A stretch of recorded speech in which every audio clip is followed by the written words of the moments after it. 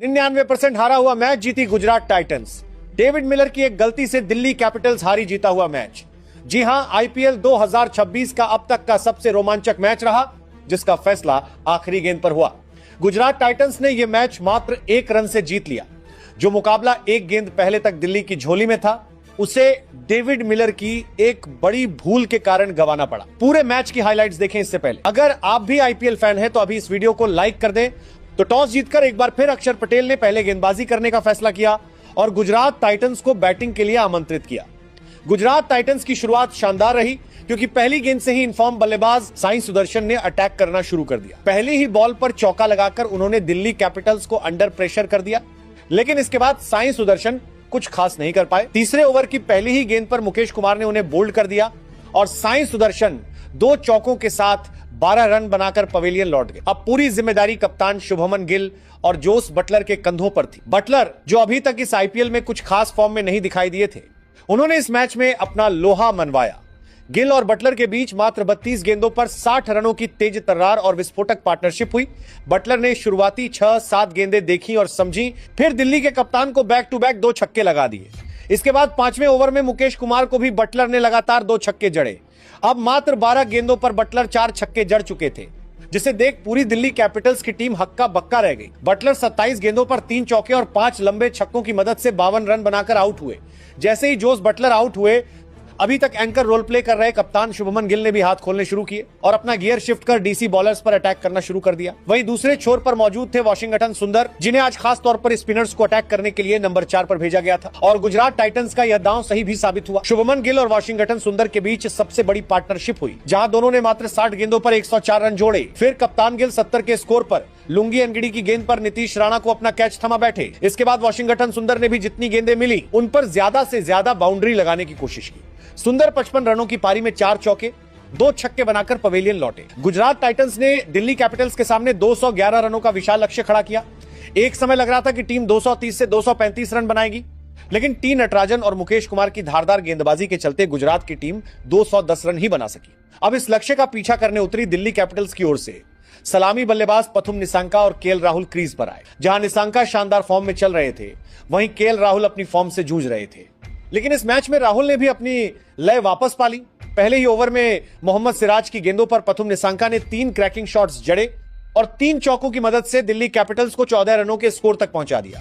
राहुल ने भी long on पर एक चौका लगाया, जो देखने में बहुत ही सुंदर था।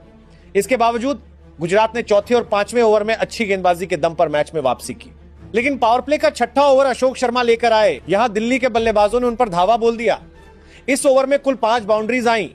1 चौका केएल राहुल ने लगाया, जिसके बाद निसांका ने 3 चौके और 1 छक्का जड़कर पूरे ओवर को 23 रनों में तब्दील कर दिया। जो पावर प्ले अभी तक गुजरात के लिए अच्छा जा रहा था, देखते ही देखते वह दिल्ली कैपिटल्स के पक्ष में आ गया।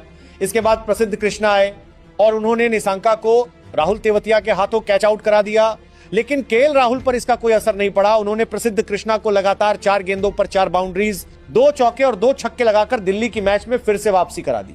अगले ही ओवर में मैच ने फिर पलटी मारी। राशिद खान ने नीतीश राणा को साई सुदर्शन के हाथों कैच आउट करा दिया। अब क्रीज पर आए समीर रिजवी, जो इस समय दिल्ली कैपिटल्स के सबसे बेहतरीन बल्लेबाज चल रहे हैं, लेकिन राशिद खान ने उन्हें आते ही एक ऐसी जादुई गुगली डाली जिसे रिजवी पढ़ नहीं पाए और बोल्ड हो गए। अब इस मैच में गुजरात टाइटंस एक बार फिर अपनी पकड़ मजबूत बना चुकी थी। अब दिल्ली को जीत के लिए आखिरी 10 ओवरों में 110 रनों की जरूरत थी। क्रीज पर केएल राहुल और डेविड मिलर मौजूद थे। दोनों के बीच एक सदी हुई साझेदारी चल रही थी।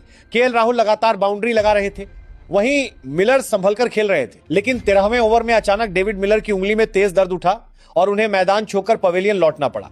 इसके बाद कप्तान अक्षर पटेल आए, लेकिन वे राशिद खान की गेंद पर मात्र 2 रन बनाकर आउट हो गए। अब दिल्ली दबाव में थी, लेकिन केएल राहुल क्रीज पर डटे हुए थे। 17वें ओवर में एक गलतफहमी के कारण ट्रिस्टन स्टब्स रन आउट हो गए। स्टब्स अकेले दम पर मैच खत्म करने की काबिलियत रखते थे, लेकिन 7 रन पर उनका आउट होना दिल्ली के लिए बड़ा झटका था।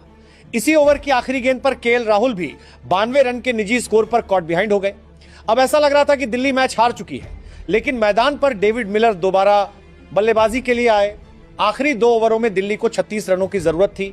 19वां ओवर मोहम्मद सिराज लेकर आए, जिसमें मिलर ने बैक टू बैक 2 छक्के और 1 चौका झड़कर मैच का रुख पलट दिया। विपराज निगम ने भी 1 चौका लगाया और इस ओवर में कुल 23 रन आए। अब आखिरी ओवर में जीत के लिए मात्र 13 रन चाहिए थे। गेंद प्रसिद्ध कृष्णा के हाथ में थी। पहली गेंद पर विपराज ने चौका जड़ा, लेकिन दूसरी गेंद पर बड़ा शॉट खेलने के चक्कर में वे आउट हो गए। चौथी गेंद पर मिलर ने एक गगनचुंबी छक्का लगाया और दिल्ली की जीत लगभग पक्की कर दी। अब 2 गेंदों पर सिर्फ 2 रनों की जरूरत थी। 5वीं गेंद पर डेविड मिलर के पास सिंगल लेने का मौका था जिससे स्कोर बराबर हो जाता, लेकिन उन्होंने स्ट्राइक अपने पास रखने के लिए सिंगल लेने से मना कर दिया। यही इस मैच की सबसे बड़ी गलती साबित हुई। आखिरी गेंद पर प्रसिद्ध कृष्णा ने एक सटीक बाउंसर डाली। मिलर और कुलदीप यादव ने रन के लिए दौड़ लगाई, लेकिन विकेट के पीछे मौजूद जोस बटलर ने अपना प्रेजेंस ऑफ माइंड दिखाया। उन्होंने पहले ही अपने ग्लव्स उतार दिए थे ताकि थ्रो करने में आसानी हो। बटलर ने फुर्ती से गेंद उठाई और सीधा स्टंप्स पर मार दी। कुलदीप यादव रन आउट हो गए और गुजरात टाइटंस ने यह मैच 1 रन से जीत लिया। इस जीत के साथ पॉइंट्स टेबल में गुजरात टाइटंस का खाता खुल गया है और उन्हें 2 अंक मिल चुके हैं।